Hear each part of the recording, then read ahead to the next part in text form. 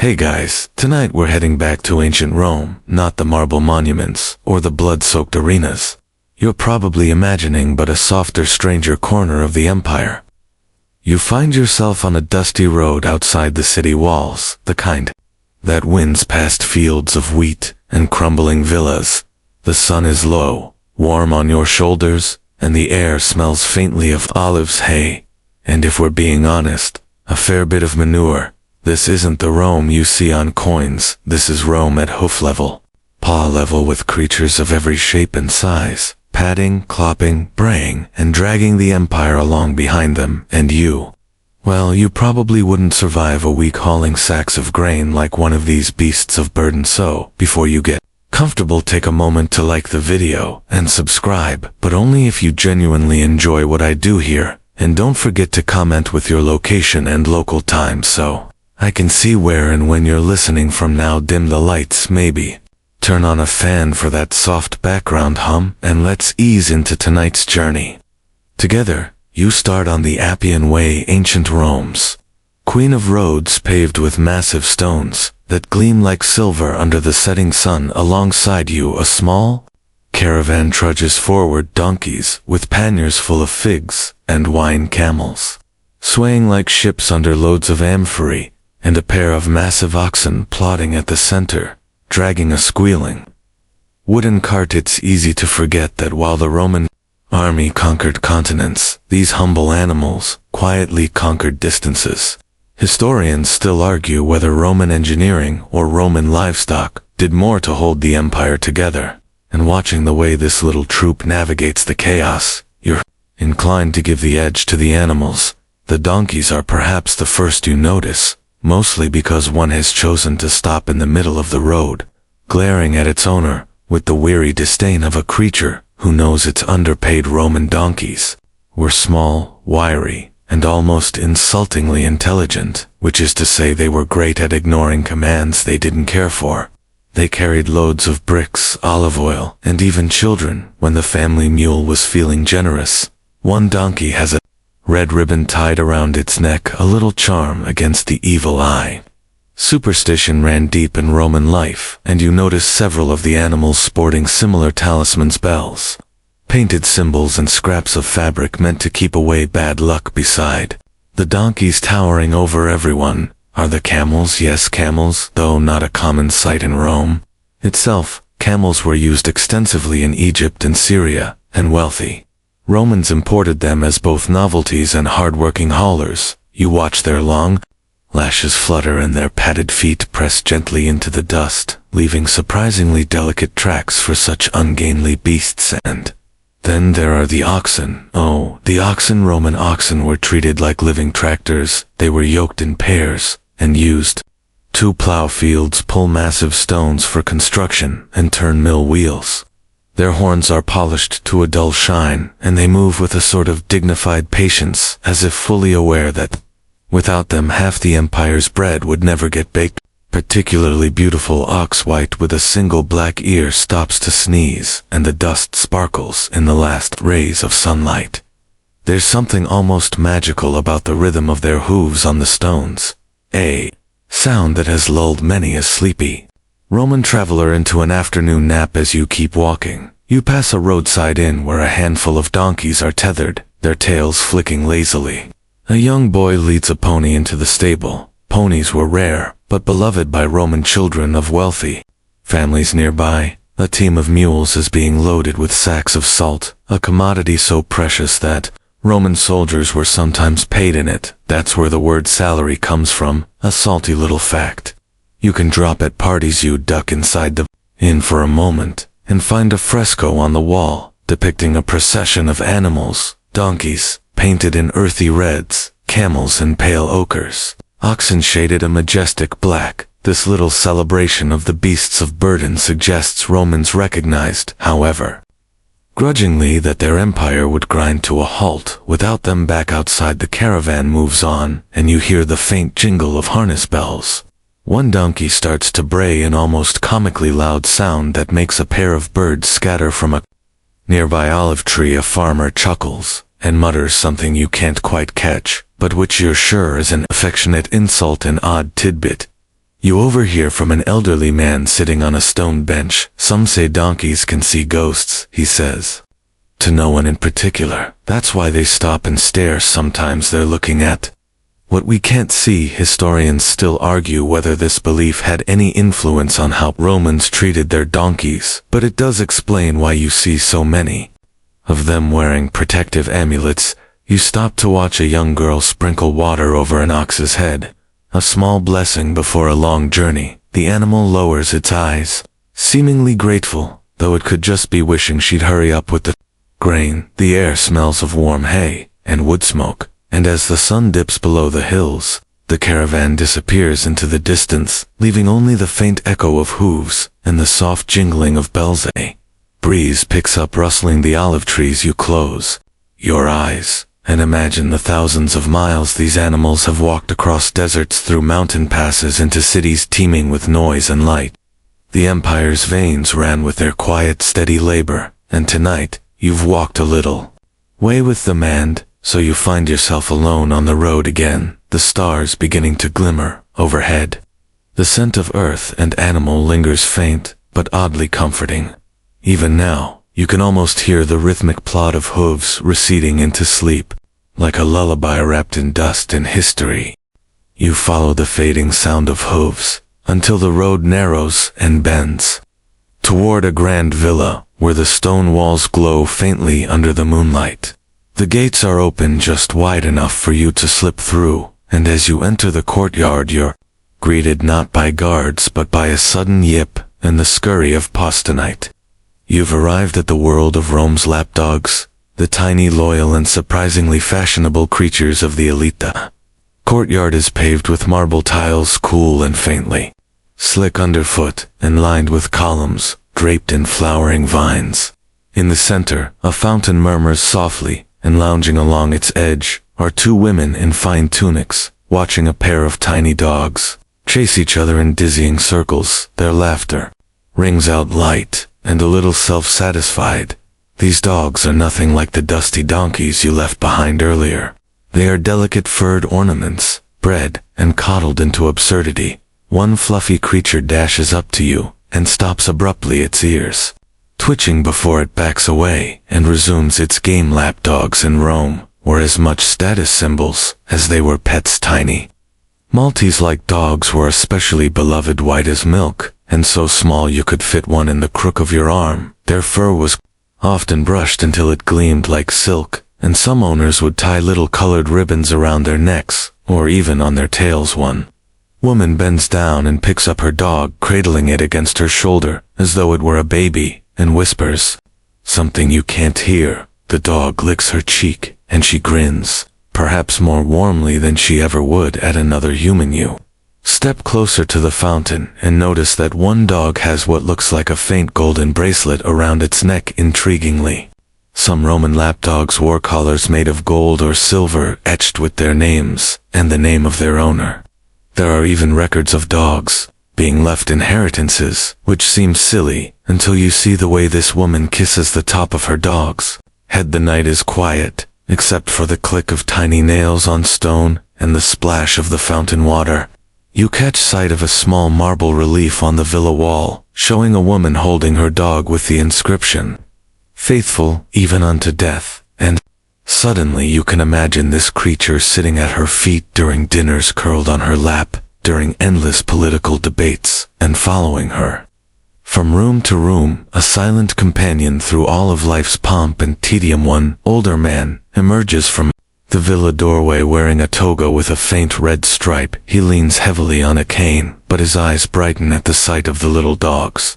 Two of them run to him, their tails wagging furiously. He laughs and says something that makes the women chuckle, though you can't quite catch the words. The sound is warm and domestic. Lapdogs in Rome weren't just accessories, though. There's plenty of evidence they were used to impress visitors. A few ancient authors even poke fun at them. Seneca once complained that some wealthy women treated their dogs better than their slaves, feeding them cakes of honey and milk. While servants went hungry, you drift along the edge of the courtyard into a shadowed portico, where more dogs are asleep in little woven baskets, lined with wool in one basket. A pair of puppies are curled together so tightly they look like one creature. A serving girl sits nearby with a comb slowly working through the tangles of another dog's fur, while murmuring, softly, an odd little fact you pick up from a passing conversation is that Romans sometimes perfumed their dogs and even painted their claws. Historians still argue whether this was common practice or merely a decadent whim of the very rich, but judging by the sweet scent in the air tonight, it certainly happened.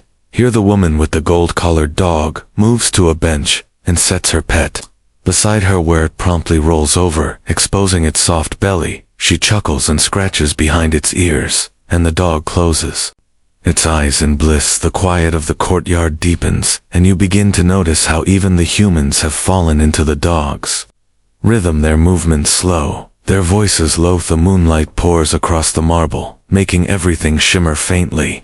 As if underwater, the lapdogs settle one by one into their baskets, and the women stand stretching and bidding each other good night as you wander back toward the gate. A tiny dog pads along behind you, as if to see you out. It stops at the threshold, sits and watches you leave, its eyes glinting in the dark. You glance back, and for a fleeting moment, it feels as if you're the guest, and the dogs are the true masters of this villa. You step outside, and the night air feels cooler, carrying a hint of jasmine and something faintly musky.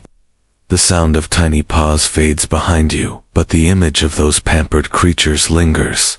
The way their silky fur caught the light, the way their owners looked at them as though they were the only thing in the world that mattered. You walk a little further down the road, thinking about how even here, amid marble and gold, it's the soft, warm presence of a loyal dog that seems to fill the silence best. And as you move on, you swear you can still hear the faintest click of claws against stone following you into the quiet.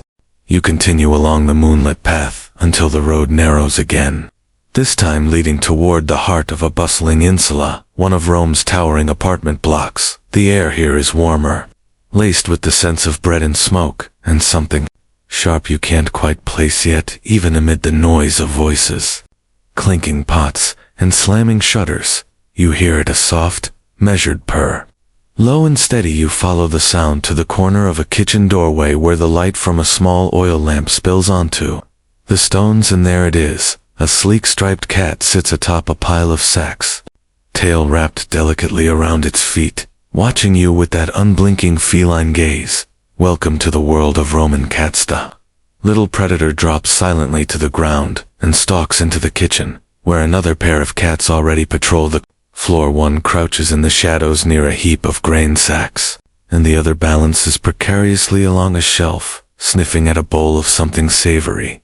A young woman kneels nearby, scattering crumbs for the mice, not as a kindness, but as bait. Cats in ancient Rome weren't merely pets, they were workers, guardians of the grain, quiet hunters who kept the rodent population in check. Romans imported domestic cats from Egypt, where they had already been revered for centuries, and these sleek animals quickly earned their keep in Roman kitchens, storerooms, and granaries. The young woman glances up at you and smiles faintly before returning to her task. She seems unbothered by the cats as one slinks between her feet, brushing her ankle with a whisper of fur. You realize then that here, the cats belong as much to the kitchen as the pots or the bread oven. Historians still argue whether Romans ever fully worshipped cats, as the Egyptians had, but evidence suggests that at least in private they admired and even adored them. You notice a small clay figurine of a cat tucked into a niche in the kitchen wall, its ears sharp and alert, perhaps a charm for luck, or maybe just an expression of affection. One of the cats leaps up onto a counter and curls around a loaf of bread still warm from the oven. It closes its eyes, content to bask in the heat. The baker returns to his work with a resigned glance at the animal, and mutters something that sounds like approval beneath the gruffness. You wander past the kitchen into a small courtyard beyond, and discover even more cats lounging on windowsills or chasing shadows in the moonlight. One darts across your path carrying a mouse in its jaws. Another licks its paws in meticulous silence before hopping onto the rim of a fountain to drink. Elderly man sits in the corner of the courtyard feeding scraps of meat to two particularly bold cats. They climb onto his lap without hesitation, one paw resting on his knee as he strokes their backs slowly. You catch his words as he murmurs softly something about his grandmother. S-cat, who used to sleep, curled around her neck. It is oddly comforting to watch them here in their quiet kingdom. Their eyes catch the faintest light and glimmer, like tiny stars, and their movements are fluid, graceful, and perfectly. A sure day, quirky detail emerges when you glance down a side corridor and see a painted fresco depicting a cat sitting proudly, with a captured bird at its feet. Such images have been found preserved in Pompeii and Herculaneum, suggesting Romans not only valued cats for their utility, but also celebrated them. Artistically, back in the kitchen, you notice another amusing scene. One cat has climbed inside a basket of figs and is pawing at them lazily, while another tries to swat it away. The young woman laughs and shoos them off, though you suspect they'll be back the moment her back is turned outside. You step into the street again, and the quiet of the alley is broken only by the soft padding of paws behind you. The cats seem to follow you from shadow to shadow, occasionally pausing to glance at you, before continuing on as if you're part of their evening rounds. There's something ancient and unhurried about them, something that suggests they know this city better than anyone. Perhaps they really do. The empire rises and falls, but the cats continue on, always silent, always watching, always perfectly at home. You round a corner and one of them sits atop a low wall, its tail flicking lazily against the stones. It blinks slowly at you, then turns away, disappearing into the dark as though it has more important things to do. You walk on, carrying with you the faint echo of a purr and the shimmer of golden eyes in the night. The narrow alley eventually widens into an open space, bathed in torchlight and alive with muffled cheers and faintly metallic clatter. You find yourself drawn toward the unmistakable pulse of excitement that drifts from the grand arches of the Colosseum and the Circus Maximus beyond, but tonight your path does not lead to the seats. Instead, you slip into a shadowed side entrance, a kind of backstage of the empire here.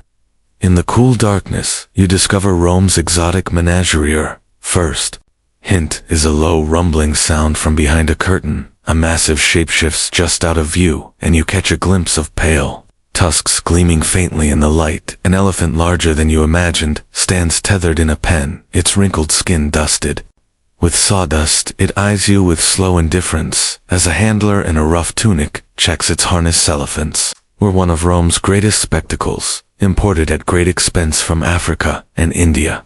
They were used in triumphal processions, battles, mock hunts, and even staged executions. You watch this one curl its trunk lazily around a wooden pole, as if bored by the whole affair. Beside it, a pair of ostriches pace nervously, their long necks swaying like reeds. They peck occasionally at a basket of greens left at the edge of their enclosure. You note the faint shimmer of ribbons tied to their legs, perhaps to identify them when released into the arena. Romans considered ostriches both comical and majestic, and the crowd reportedly roared with laughter when one bolted past a startled gladiator. You edge farther down the row of pens and find more wonders waiting. In a shallow pool, a crocodile floats still as a stone, only its eyes betraying its watchfulness. A boy with a broom sweeps the stones nearby, carefully avoiding its tail, which twitches now and then. One handler passes, carrying a pair of cages, each holding a brilliant parrot. The birds squawk indignantly, flapping their wings and sending a spray of feathers into the air. Even in ancient Rome, brightly colored parrots were prized for their beauty and their uncanny ability to mimic human speech. The scent here is thick and wild, a mix of hay, damp fur, and unfamiliar musk.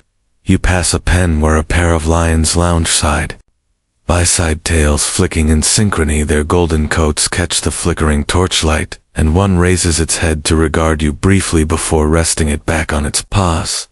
Historians still argue whether these creatures were well cared for or merely kept alive just long enough to entertain the masses. Some inscriptions and mosaics suggest that individual animals were even given names and treated with a kind of rough affection, while others indicate they were simply commodities in the relentless Roman appetite for spectacle. You move past another curtain, and into a quieter chamber, where the air is cooler and the light dimmer.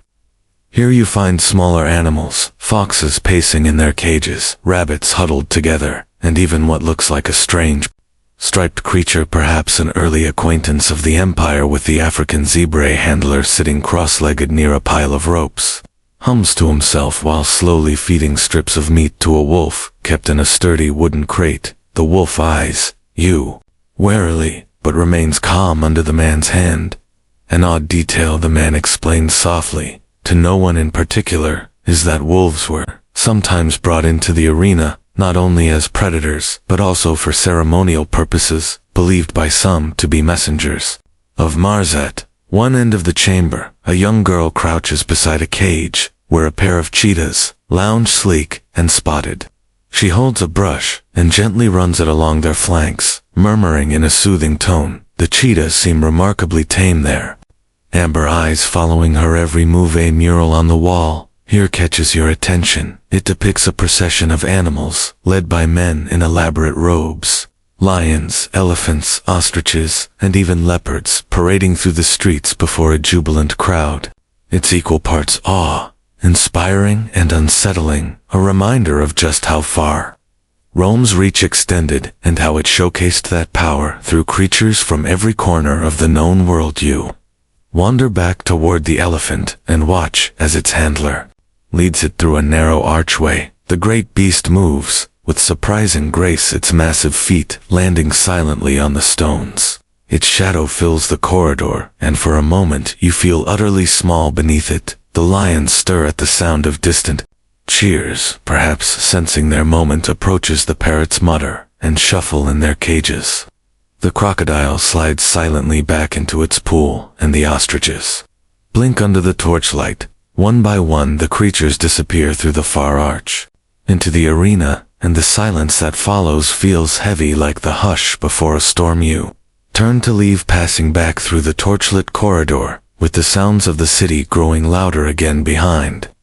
You can still feel the faint vibration of the elephant's steps through the stones. Still hear the quiet snap of the crocodile's tail against the water. Still picture the cheetah's lazy golden gaze. And as you step once more into the cool night air, you realize that Rome's beasts were not just entertainment, they were symbols of conquest, living trophies of a world Rome claimed as its own, and for a fleeting moment they had let you walk among them.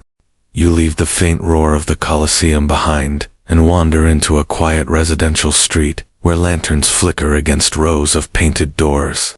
Overhead the stars are sharp and cold, but here the air is soft, full of subtle melodies, and the faint rustle of feathers. You follow the sound of a gentle trill, and soon you're standing at the edge of another courtyard, smaller this time but fragrant, with herbs and citrus trees hanging from bronze hooks, and carved wooden perches are delicate cages, each one swaying ever so slightly in the night breeze. Within them tiny birds flit and sing their songs, weaving through the quiet welcome to the world of Rome's songbirds. One cage closest to you holds a nightingale, its throat swelling as it spills out a cascade of notes, so pure it almost silences the crickets. Outside, its plumage catches the light in warm browns and soft creams, and its eyes gleam intelligent and unafraid. In the next cage you see a pair of goldfinches hopping back and forth, one pecking playfully at the other nearby. A parrot preens on its perch, tilting its head toward you as if waiting for conversation. These birds are not just pets, they are companions, status symbols, and sometimes even entertainers at banquets. You move closer, and notice that some of the cages are decorated with intricate mosaics, or delicate carvings. A few have sprigs of fresh herbs tucked through the bars, filling the air with lavender and rosemary. It seems every detail is meant to honor the bird. Within, a servant appears, carrying a small dish of seeds and a jug of water. She moves quietly from cage to cage, murmuring softly to each bird as she feeds them. One particularly bold starling whistles back at her, and she laughs faintly. Before moving on, historians still argue whether these birds were primarily kept for their song or for their symbolism. Nightingales were often associated with poetry and longing, while parrots were considered exotic gifts of empire brought from distant lands and prized for their ability to mimic human speech. You catch sight of a fresco painted on the wall depicting a woman with a bird perched on her finger, surrounded by flowering branches. The inscription reads, "To my little singer attender." Note in the stone as you continue exploring the courtyard, you find a small open aviary where several birds flit freely between potted plants. Their colors flash through the leaves, brilliant reds, blues, and yellows against the dark green. A canary lands briefly on the rim of a fountain to sip, before darting back into the branches. One man seated in the corner wears a wreath of ivy and plucks at a lyre, accompanying the birds with a quiet melody. His eyes are closed and his foot taps softly to the rhythm of his own song mingling with theirs. The air seems to hum with music. In another corner, a young boy crouches by a cage, watching intently as a bird pecks at a tiny mirror. Romans sometimes placed mirrors in cages, believing it amused the birds or perhaps helped them feel less alone. An odd little detail catches your eye, a tiny collar made of fine thread hanging beside one cage. Apparently some Romans would tie such collars to their birds if allowed to fly free so they could be retrieved later, though one imagines more than a few simply vanished into the sky. Nearby, another servant replaces the water in a small marble basin. She pauses to adjust a perch and scatter fresh seed across the tiles. The birds descend in a flurry of feathers, their wings stirring the scented air. View sit for a while on a low bench, watching and listening as the courtyard fills with a gentle chorus. The nightingale continues its song, now softer, as if sensing the time. The parrot mutters sleepily. One goldfinch fluffs its feathers and tucks its head beneath a wing as the stars wheel slowly overhead. You feel yourself sinking into their rhythm. Each chirp and whistle seems to braid itself into the quiet of the night, until even your own thoughts seem to slow. And finally, as you rise to leave, the parrot lifts its head one last time and squawks a phrase you can't quite make out before turning back to its perch. The servant gives you a knowing smile and slips away, leaving you with the rustle of wings and the faintest lingering melody following you back into the Roman night. The night deepens as you leave the courtyard of songbirds behind and follow a faint trail of sound carried on the breeze. Not music this time, but a jumble of bleats, clucks, and snorts weaving into the steady rhythm of Roman rural life. You emerge from the quiet lanes of the city and into the outskirts, where a sprawling farmstead stretches across rolling fields. Here the moonlight falls over fenced pastures and wooden pens, and the air is thick with the scent of hay and warm animal bodies. Welcome to the farmyard chorus of ancient Rome. The first thing you notice is the sheep. Hundreds of them huddled together in their pen, their wool like little clouds clumped against the dark. A shepherd leans lazily on his staff, whistling now and then too. A pair of lean dogs who dart at the edges of the flock, keeping the animals in place. Sheep were vital to the Roman economy. Their wool was spun into tunics and togas, their milk into cheese, their meat into stews. This flock seems to know its place, each animal pressing against the next with sleepy trust. One lamb stumbles out of line and is gently nudged back by a dog's nose. Next, you pass a pigsty, where the air grows thicker and louder. The pigs grunt and root through straw, their snouts dusted with earth. Some roll onto their sides, groaning in contentment, while others squabble over scraps tossed into the pen. Roman farmers raised pigs for meat and lard, and even used their bristles in brushes. You catch a glimpse of a young boy crouched at the edge of the pen, tossing bits of apple to a particularly round pig, who grunts happily after each bite. Nearby, a mural painted on the barn wall shows a pig adorned with garlands, perhaps a nod to the festive sacrifices held during Saturnalia. Chickens dart around your feet, their claws scratching faint patterns into the dirt, and their feathers catching the moonlight in flashes of copper and white. A rooster perched atop a fence lets out a confused crow, as if unsure whether it's dawn yet or not. One hen flaps up onto a windowsill and settles there like a feathery gargoyle watching the yard below. Historians still argue whether Romans preferred chickens or geese for their eggs, but tonight the hens seem firmly in charge of the place. You notice a woven basket filled with fresh eggs set beside the door, and a cat curled beside it, clearly keeping an eye on any mice hoping to steal a snack beyond the chicken coop. Goats graze at the edge of an orchard, their bells tinkling softly. Their narrow faces lift now and then to watch you pass, before returning to the sweet grass. Goats, like sheep, were kept for their milk and skins, and were sometimes used in ritual sacrifices. Their bleating rises in playful counterpoint to the steady murmurs of the sheep. At one corner of the yard you find a cow with a gentle face and enormous dark eyes. Chewing slowly as her calf dozes beside her, the cow lifts her head when you approach, and lets out a low warm sound that rumbles through the quiet. The milk from cows and goats alike flowed into Roman kitchens as cheese, butter, and yogurt. Farmer appears carrying a wooden pail and sets it beside the cow, patting her flank with practiced affection.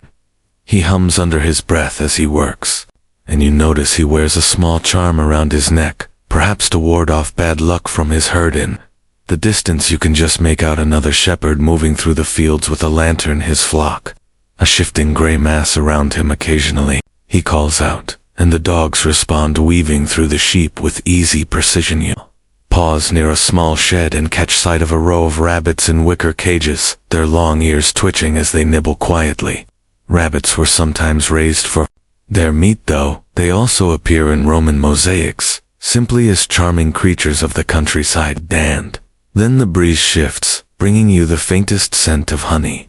You follow it to a corner of the orchard, where a series of clay beehives stand, lined neatly along a wall. The bees hum softly as they move in and out of the hives, filling the night with their own quiet industry. One particularly curious detail, carved into the shed door, shows a pig wearing a wreath and balancing a tray of bread.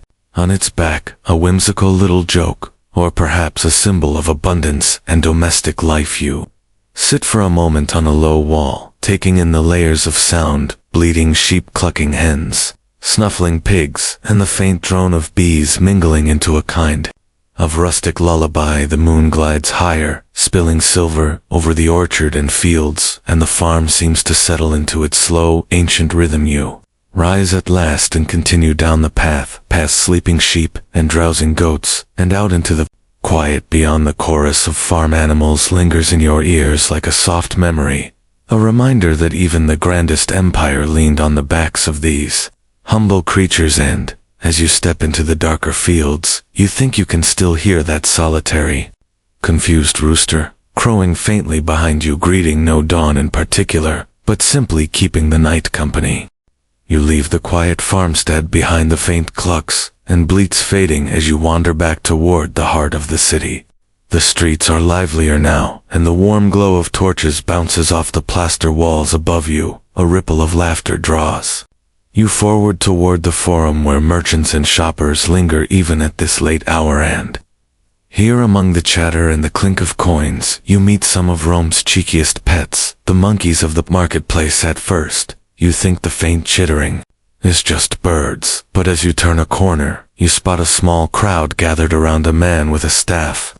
A monkey no bigger than a loaf of bread sits on his shoulder, its tiny paws gripping his tunic as it peers at the coins in his hand. Another monkey scampers at his feet, snatching at a fig left carelessly on the ground. Monkeys in Rome were exotic and expensive, but surprisingly common sights in busy marketplaces, imported from Africa and Asia. These clever creatures became entertainers, pickpockets, and beloved nuisances in equal measure. The handler claps his hands, and the monkeys spring into action. One climbs onto a low barrel and performs a clumsy somersault, while the other dances in a circle, jingling the tiny bell tied around its neck. The crowd laughs and tosses a few coins into the man's basket, while the monkeys bare their teeth in what you choose to believe are dulce. Little further along, you notice another monkey perched atop a merchant's stall, its long tail curled around a post. It watches you intently, then darts down, snatches a grape from the pile, and scrambles back up before the merchant even notices. Though, judging by the faint smile on the man's face, he's used to it. Odd little scene unfolds nearby, where a woman is bargaining for fabric while her pet monkey tugs insistently at the hem of her cloak, clearly hoping for a treat. She finally sighs and hands it a fig, which it devours with both hands, smearing its tiny face with juice before scampering up to her shoulder. Historians still argue whether these monkeys were more often kept as pets or as public performers. In art and mosaics, they appear in both roles, wearing little tunics, holding cups, and even riding dogs in miniature spectacles. You pass by a tavern and glimpse yet another monkey inside, sitting on the bar itself, while the owner absently scratches its chin. It reaches into a dish of nuts, plucks one out, cracks it neatly and pops it into its mouth before glancing around as though daring anyone to stop it outside. A young boy holds out his arm, and a tiny monkey leaps from a rooftop, landing lightly and clinging to his sleeve. The boy grins and spins in a slow circle, while the monkey clings on, chittering in what sounds like delight. At the edge of the forum, you pause to watch a pair of monkeys tethered by thin ropes as their handler tries to teach them a new trick. One seems more interested in grooming its partner, while the other repeatedly climbs up the man's leg, ignoring the small stick he waves in frustration. Eventually he gives up and hands them each a fig, the crowd laughing as he bows. Theatrically, you notice that many of the monkeys wear little collars, often made of leather or bronze, and some even have bells or colored tassels dangling from their necks. One monkey wears a tiny wreath of ivy like a parody of a senator. A curious fresco on the wall near a fruit vendor shows a monkey balancing on a wine jug while playing a flute, and another monkey drinking straight from the jug, perhaps a humorous reminder of the mischief these creatures were known for. You wander deeper into the market and hear one last burst of laughter. A monkey has climbed onto the back of a stray dog and is riding it like a tiny cavalryman. As the dog trots in confused circles, the crowd claps and tosses coins, while the handler bows repeatedly. As you leave the forum behind, you can still hear the faint jingle of bells and the soft chatter of monkeys weaving through the night air. You glance back and catch one perched high on a wall, silhouetted against the stars, tail curled and eyes gleaming as though it owns the whole city, and maybe it does. You walk on, smiling faintly at the thought of these clever little creatures ruling their chaotic corner of Rome, one stolen grape at a time. You leave behind the laughter and mischief of the monkeys, moving toward the cool, salt-tinged air that hints at the sea. The streets grow quieter here, lined with elegant villas and open terraces, their walls painted in pale blues and greens. A faint splashing sound guides you down a narrow path until you reach the edge of a courtyard where moonlight glitters off the surface of water. Here you've arrived at one of Rome's lesser-known fascinations, marine companions. The first thing you notice is a shallow pool at the center of the courtyard, its stone edges worn smooth by decades of gentle tides lapping against it. Within the pool dart small fish with silvery bodies, moving so quickly they seem to vanish and reappear with each glint of light. A boy in a simple tunic crouches at the edge, scattering crumbs onto the water's surface, while a few lazy eels slide between the stones below. You settle on a low bench and watch as one eel, mottled brown and surprisingly graceful, rises from the depths, winding its way to the boy's fingers before retreating back to the shadows. Eels, you learn, were favored pets for some Romans, particularly the eccentric elite who took pride in their unusual tastes. A servant passes by carrying a shallow bronze bowl full of water, within which a single fish swims in slow circles. The servant pauses at a doorway and hands the bowl to a young woman who coos softly at the creature, as though greeting an old friend. Beyond the courtyard you hear the crash of waves, and curiosity pulls you closer. You step through an arched gate and find yourself at the edge of a seaside villa, where a grand fish pond stretches out toward the horizon. Here the moonlight is brighter, and the air smells of salt and wet stone. In the pond, fat carp glide lazily, their scales flashing gold and bronze. Along the perimeter, small lanterns hang from posts, their reflections dancing across the surface. One particularly large fish surfaces near Yuan opens its mouth in a soundless plea before disappearing again below. Historians still argue whether these marine creatures were more prized for their aesthetic beauty or their potential as a delicacy. Certainly they served both purposes, but watching them tonight, it's easy to believe they were cherished beyond their culinary value. As you wander along the water's edge, you notice another figure kneeling at the far side of the pond. She reaches into the water and gently strokes the back of an eel, as if petting a cat. The eel coils around her wrist briefly before slipping back into the depths.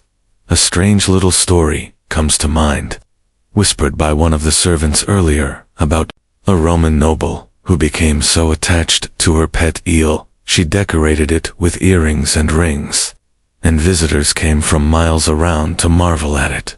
Whether true or exaggerated, the image lingers. Further along the shore, you see the faint outline of what appears to be a dolphin sculpture, but as you step closer, it moves. The water shimmers, and a sleek dolphin surfaces briefly, letting out a sharp breath before diving again. You blink, unsure if you imagined it, but another servant nearby confirms it with a nod. Some villas, particularly along the Bay of Naples, claimed to have befriended dolphins that would return again and again, accepting scraps of fish and playing at the water's edge. One section of the pond contains a smaller enclosure where tiny sea creatures are kept. Shellfish and colorful crabs scuttle along the bottom. The stones here are covered in intricate mosaics depicting marine life, and you pause to admire the craftsmanship. An octopus clutching a jar, a fisherman hauling in his catch, a dolphin carrying a boy on its back. A young boy runs past you with a bucket, spilling a little water on the stones, and stops at the edge to release a handful of new fish into the pond.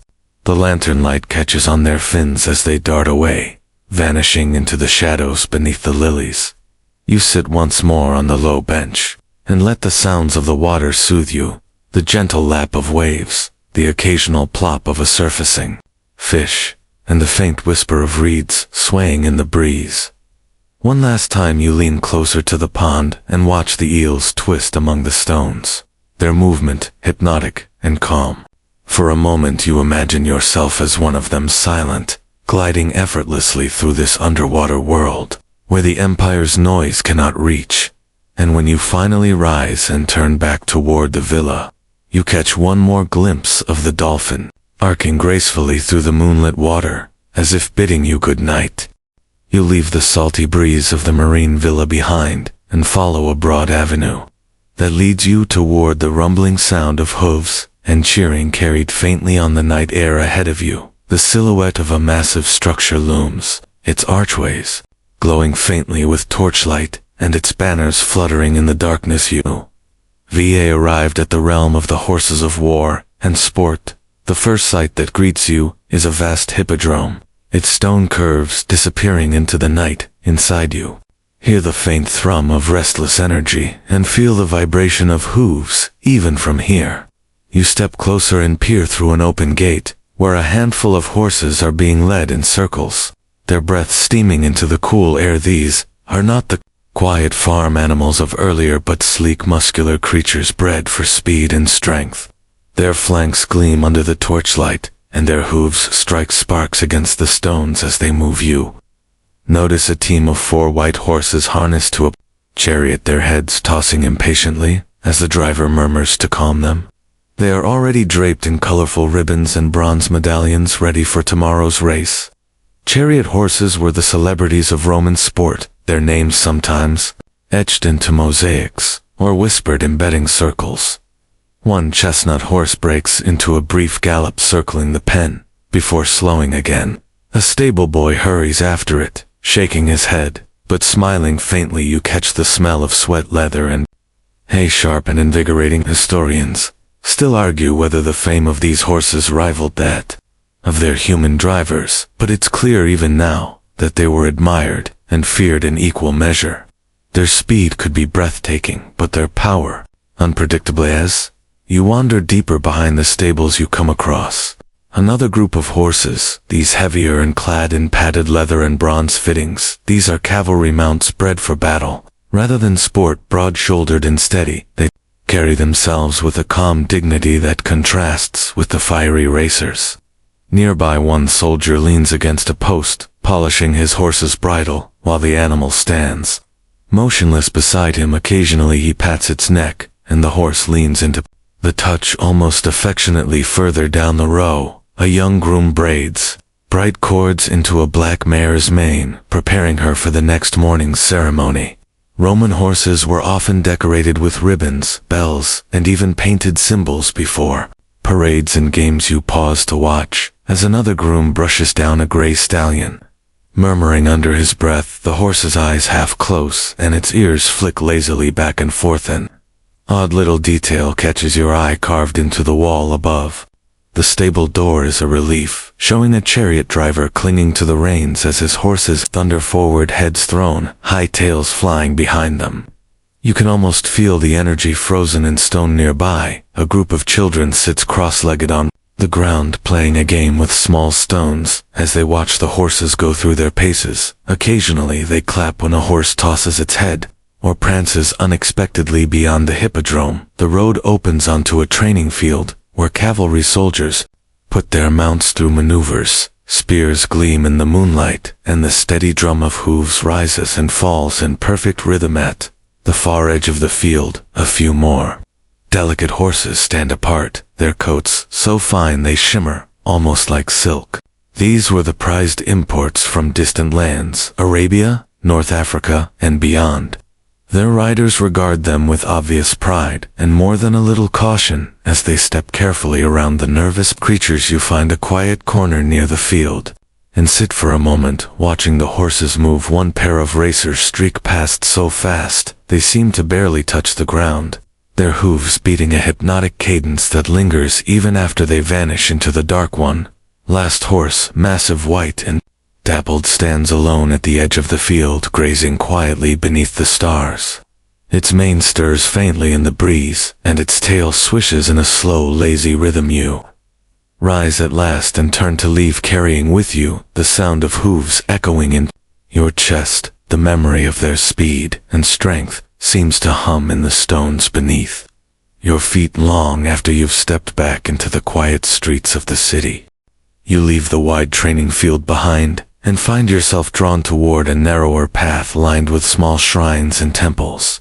Their doors stand half open, spilling golden light into the night, and the smell of incense curls lazily through the air. You discover the sacred and symbolic animals of Rome. The first shrine you pass is guarded by a pair of marble geese, their wings outstretched and necks craning toward you. Their real counterparts wait inside. You find them perched atop a low stone, while eyes bright and beaks slightly open. The famous sacred geese of Juno's temple were kept as protectors, and legend claimed they once saved the city by sounding an alarm during a midnight invasion. You watch one goose shuffle along the ledge, then suddenly stretch its neck and let out a loud honk, startling even the priest inside. He smiles faintly and sprinkles a little grain at its feet, as though to thank it for its diligence moving. Further, you come to another shrine where a small garden wraps around a quiet pond. Moonlight shimmers on the water, and coils of movement beneath the surface resolve into snakes, slipping silently among the reeds. In this temple of Aesculapius, sacred serpents were kept as symbols of healing and renewal. Visitors sometimes brought offerings of honey and milk, hoping the presence of the snakes would cure their ailments. Historians still argue whether these snakes were handled by the priests or left entirely to their own devices, but watching them tonight, they seem entirely at home, their scales catching the faint light as they vanish into the water. You step into the courtyard of another temple and find yourself surrounded by doves. Their soft cooing fills the air as they flutter from perch to perch. They are said to be sacred to Venus, embodiments of love and beauty. One lands briefly on the shoulder of a young acolyte, who laughs and gently shoos it away before continuing her sweeping. At the far end of the courtyard, a pair of black crows sit atop a carved archway, watching you with calm, detached interest. Their presence reminds you of the augurs, the Roman priests, who studied the flight of birds, to divine the will of the gods. A priest in dark robes stands nearby, holding a small scroll, as though recording the bird's every move. You notice a painted panel on the temple wall, depicting a bull with wreaths around its horns. Standing proudly beside a priest who holds a knife bowl, sacrifices were central to Roman religious rites, and the animals were treated with great respect before the ceremony. One unusual detail catches your eye: a small mosaic tucked into the corner of a shrine, showing a dolphin leaping from the waves above a group of fishermen.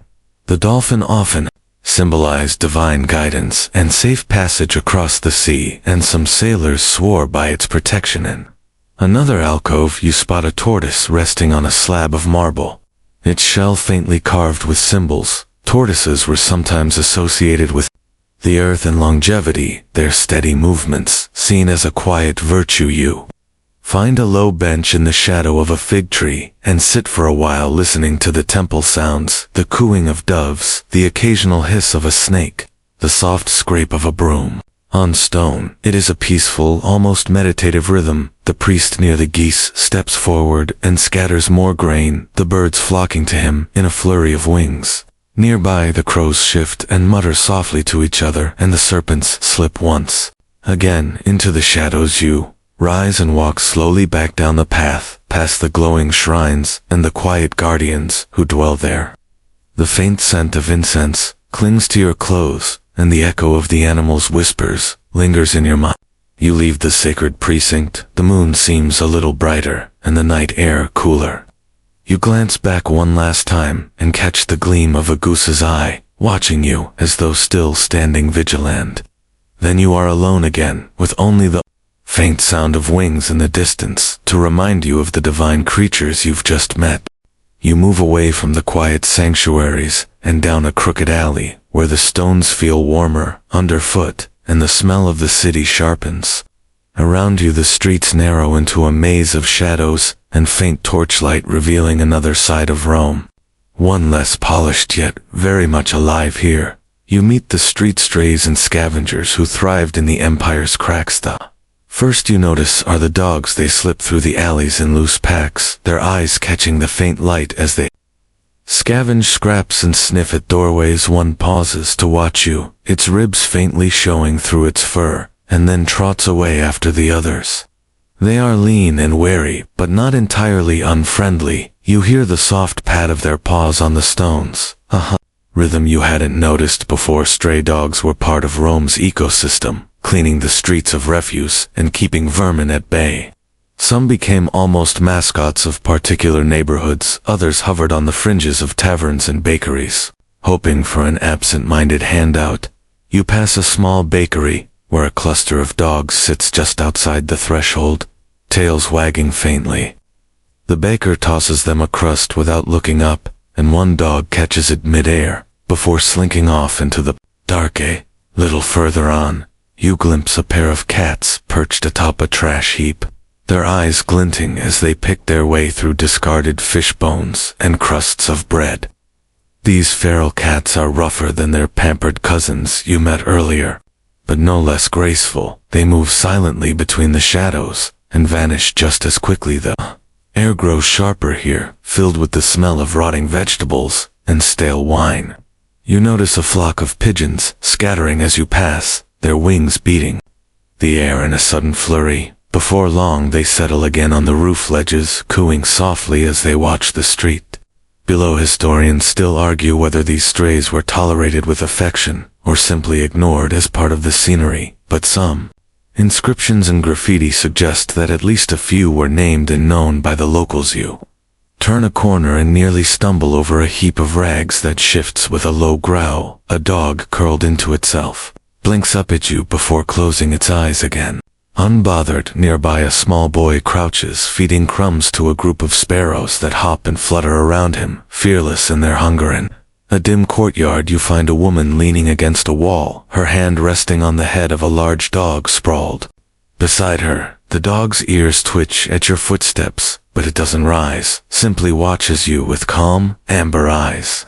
The woman smiles faintly and goes back to scratching its neck. A Curious little mural on the wall nearby shows a dog sitting proudly next to a basket of bread, while a cat perches atop the same basket, tail curling around itself. Both animals stare out from the stone as though daring you to challenge their claim to the spoils further. Down the alley you notice several more birds, roosting on beams above, and even a few rats scurrying into cracks in the wall. The sounds here are soft but constant, a faint rustling, skittering and fluttering that blends into a kind of nocturnal symphony. You pause at the mouth of another street, and watch as one dog gently noses a smaller pup toward a pile of scraps, both settle down to eat, tails wagging faintly. A shopkeeper nearby leans against his doorframe, tossing a few more bones their way, as if it were nothing at all. You sit for a while on a low step, taking it all in, the quiet partnership between Rome and its strays, the way they fill in the gaps. Forgotten but indispensable. When you finally rise, the dogs watch you go, eyes reflecting faintly in the torchlight, and the cats slip silently into the shadows once more. You are alone, but you can still hear the faint scratch of claws on stone and the low murmur of wings above you, a reminder that even in the city's quietest corners life hums along undisturbed. You step out of the shadowed alleys and find yourself on a grand avenue that leads uphill toward a complex of buildings. Even more opulent than the rest, their gardens are vast and faintly glowing with rows of lanterns and moonlit pools. The quiet here feels heavier, as though even the air has learned to move more slowly.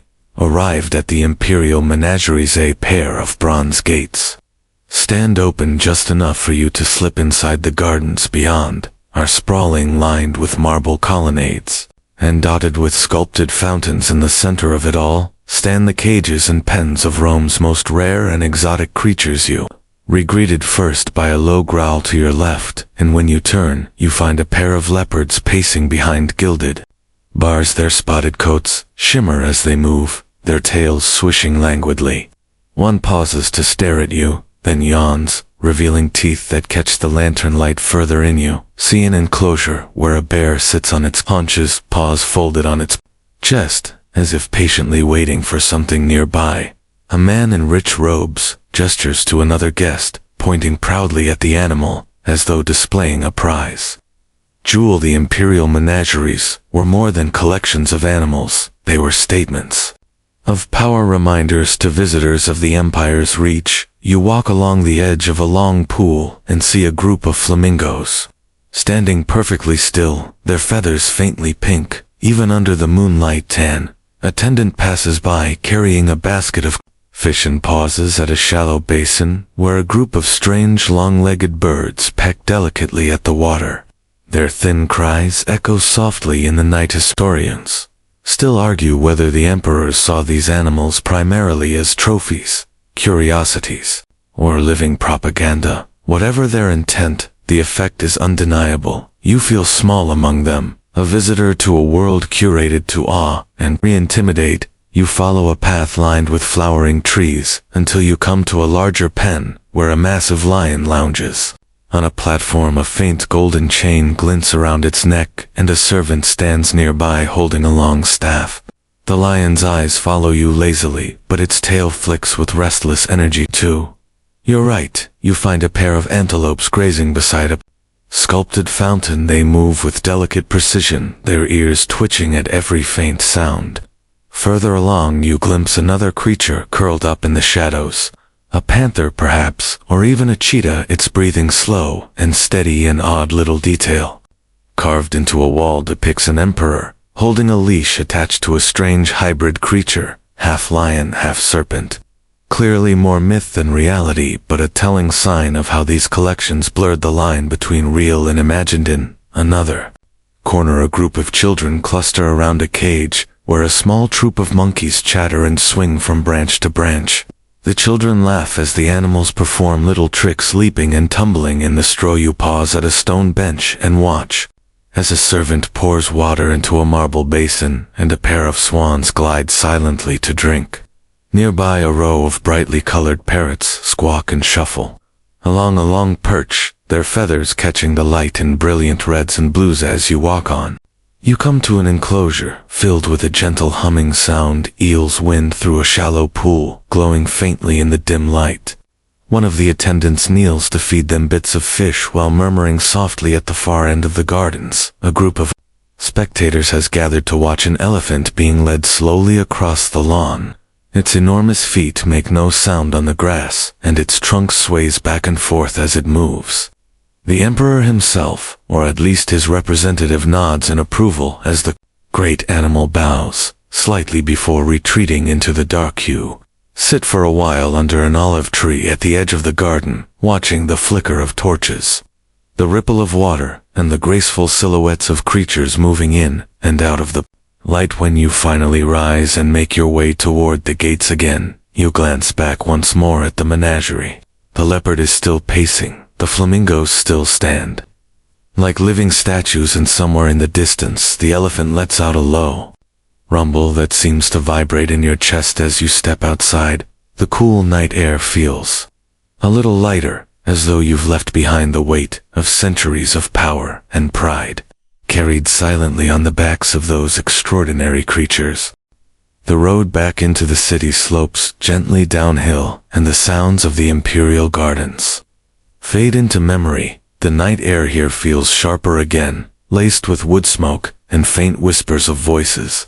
You follow a narrow path that curves toward the walls of a grand villa perched on a hill, where shadows move quietly between torches. Tonight, you find yourself among the servants and protectors of Rome, the loyal animals who kept watch and stood guard at the villa gates. You pause to watch as a pair of enormous mastiffs rise from their posts. One sits squarely in the doorway, tail sweeping slowly across the stones, while the other steps forward, its head low, but its eyes alert. Their massive forms block the way until a servant waves you past, murmuring a word that sends the dogs back to their posts. These dogs are nothing like the lapdogs or street strays you met before. Bred for size, strength, and determination, Roman mastiffs were the guardians of homes, markets, and even soldiers. On campaign, their presence alone was often enough to keep intruders at bay. Inside the villa, you spot another dog stretched across the threshold of a doorway, its chest rising and falling as it dozes. Its ears twitch at the faintest sound, and one eye opens briefly to follow you before closing. Again, move into the inner courtyard and find a group of guards gathered around a brazier, their armor glinting in the firelight. At their feet sit several more dogs, larger still, their thick coats brushed to a dull shine. One guard reaches down absently to scratch behind a shaggy ear, and the dog leans in to touch. Historians still argue whether these dogs were trained more for their ability to fight, or simply to intimidate, but evidence suggests they served both purposes. Many were fitted with collars of bronze or iron, studded with spikes, or inscribed with charms to protect them in battle.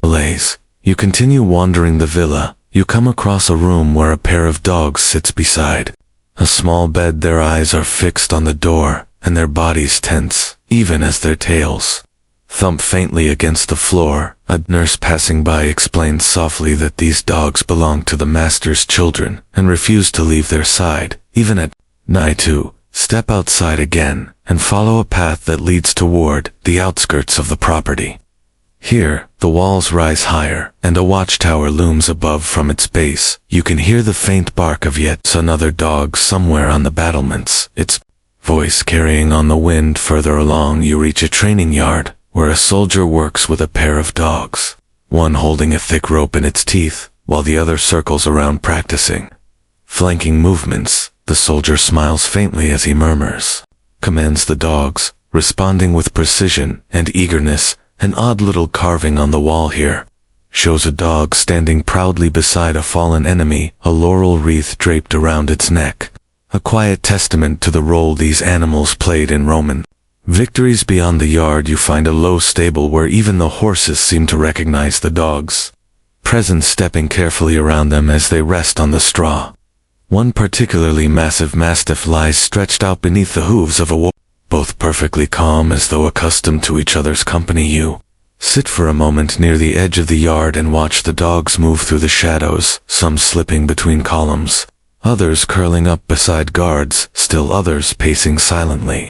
Along the walls their dark shapes blur with the night, but their presence feels unshakably. When you finally stand to leave, you glance back and see one of the mastiffs watching you, its eyes steady and calm. Its tail sweeps once across the stones, as if to say you may go, but it will remain standing watch, long after you've gone. You walk away with the faint sound of paws echoing behind you, a reminder of the silent protectors, who kept the empire safe, one watchful gaze at a time. You descend from the villa, back into the quieter lanes of the city, where the stones are still warm from the day's sun. Here, the air is softer and more fragrant as you pass through a neighborhood, where laughter and the faint giggles of children drift through open doorways tonight. You find yourself among the children's companions, the small creatures who played and tumbled alongside Rome's youngest citizens. You stop at the threshold of a modest home, where two children sit cross-legged. In the courtyard one holds a tiny puppy in her lap, its paws splayed out clumsily as she scratches behind its ears. The other boy watches as a rabbit hops gingerly between them, nibbling at a leaf. He offers these. Animals are smaller and gentler than the ones you've seen so far. Their purpose isn't to guard or hunt, but simply to delight. Roman children were often gifted puppies, kittens, rabbits, and birds, not only as toys but also to teach them responsibility and affection. The puppy in the girl's lap yawns wide, its little pink tongue curling before it flops onto its side, and she giggles softly, tucking it into the fold of her tunic beside them. You notice a wooden cage with a pair of small doves inside. Their feathers puff up as the boy leans forward to whisper something to them before opening the door to let them hop into his hands. He smiles proudly as they perch and flap clumsily before settling again. A little further along you find another courtyard where a group of children chase a kitten through a maze of potted plants. The kitten leaps and darts just out of reach, tail flicking with mock irritation. The children laugh breathlessly, their feet slapping against the stones as they play. One girl sits quietly apart, with a wicker basket in her lap. In it lies a baby hare curled into a ball of fur. Its ears twitch occasionally, but it seems content to rest under her gentle hand. She hums softly, and the sound seems to soothe both of them. An older boy appears, carrying a brightly painted stick with a string attached to it. At the end of the string a small carved bird bobs up and down as he spins the stick, and the younger children watch enchanted, before returning to their games. Historians still argue whether some of these animals were truly kept as lifelong pets, or if they were simply temporary amusements traded and given away as the children grew. But in this moment you can see the genuine affection in their hands and voices. A fresco on the wall nearby shows a boy holding a rabbit in one arm and a small dog dancing on its hind legs beside him. Their faces are painted with open-mouthed smiles, and flowers scattered at their feet too. Continue wandering through the neighborhood and spot yet another group of children sitting around a shallow bowl of water, where two tiny turtles paddle slowly back and forth. One girl leans over and touches the shell of one, murmuring something only it can hear. At the far end of the street, a young boy runs past you, with a birdcage held high. A pair of sparrows flutter inside the bars, and he shouts something triumphant to his friends as he disappears around the corner. You find a quiet corner and sit for a moment, watching a pair of children share a small blanket with a puppy nestled between them. The puppy's tail wags lazily as they stroke its soft ears and whisper to each other. Their laughter mingles with the distant sounds of the city, the hum of life softened by the comfort of these tiny creatures. You rise to leave. One of the children looks up and smiles faintly, before turning back to her rabbit, which has started nibbling at the hem of her tunic. And as you walk on, you carry with you the image of those gentle animals nestled into the folds of childhood, a quiet thread of joy woven into the fabric of Roman life. The streets grow quieter now, as you leave the laughter of children and the soft shuffle of their pets behind. The moon is high, and the city seems to exhale around you, a faint hush settling over stones that have seen centuries of footsteps. You arrive at the edge of time itself, and listen as the Roman world begins to crumble, taking its countless forgotten pets with it. Blue Walk along a colonnade where weeds push up between the marble tiles and faded frescoes flake from the walls. The air is cooler here, tinged with the faint smell of dust and rain. Somewhere nearby water drips steadily into an unseen pool. The silence is broken only by the soft scratch of claws in the shadows and the flutter of wings overhead. You find what remains of a villa. Its gates hang crooked, its gardens overgrown, and yet, even here, life lingers. A thin dog lies in the doorway watching you with tired eyes. Its ribs show, and yet its tail sweeps once against the stones, acknowledging you before. It lowers its head again inside the courtyard. The tiles are cracked, but you see faint footprints of birds, who still come to peck at the weeds growing through the cracks.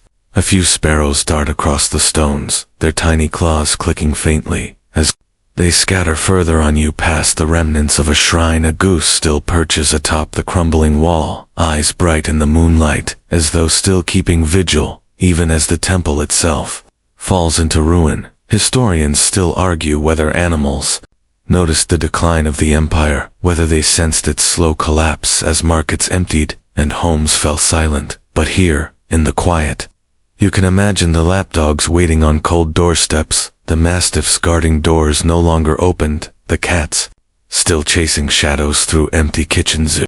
Climb a short hill where the remnants of a watchtower stand at the edge of the city. Below you, the outlines of Rome sprawl dim in fractured moonlight, glints off broken rooftops and empty streets. Yet even here you see movement, a stray cat leaping from wall to wall, a dog padding silently toward some distant corner of the city. A bird rising on quiet wings into the night. An odd little carving in the tower wall catches your eye, a boy holding a rabbit in his arms, looking back at a dog, and a goose who stand at his heels. The inscription is worn, but faintly legible, together still below you. The city seems to breathe one last time, the faint whinny of a horse, far off the distant splash of water in a fountain, the ghost of a child's laugh, and the soft pad of paws. Somewhere in the dark you descend from the tower and walk slowly back through the streets, past gardens grown wild and courtyards still warm from the day. As you pass a cracked doorway, you catch a glimpse of a small bird, curled in its nest, feathers rising and falling as it sleeps, oblivious to history shifting around it too. Pause one final time at the edge of the forum, now quiet and empty, save for a single cat. Sitting on a broken column, its tail curls lazily around its feet as it watches you with unblinking eyes. For a moment, it almost seems to nod before it slips into the shadows. You stand there a little longer, listening to the city's fading heart, and imagining all the creatures who have lived and loved and been forgotten here, their footprints worn into the stones, their voices still humming faintly in the night. And then at last you turn away and begin walking down the long road out of the city, the soft echo of hooves, paws, claws, and wings accompanying you into the dark. Now the wind down begins. The road stretches before you, quiet and smooth as the stars wheel slowly overhead. Your footsteps grow softer, and the night seems to cradle you in its cool stillness. The faint scents of hay and warm stone linger in the air, mingling with the hush of leaves swaying gently above you. Imagine yourself walking slower now, each step lighter, each breath longer. The shadows around you soften into velvety shapes, and the distant sounds of Rome fade to nothing but a quiet memory, carried on the breeze. In your mind, the animals remain: the quiet purr of a cat curled on a windowsill, the steady pace of donkeys on a dusty road, the laughter of children chasing a rabbit through the grass. Their echoes become gentle and far away, weaving into a kind of lullaby. The moonlight grows even paler now, pooling on the stones like water. As your thoughts drift lower, heavier, softer, you feel yourself sinking into the rhythm of the city's breath, as though time itself is slowing around you. Let yourself rest here in the quiet company of creatures long gone but never truly lost their presence, still lingering in the soft night air, their whispers carried in every rustle of wind through the leaves. You are safe here and still, and everything has become very, very quiet. Sweet dreams.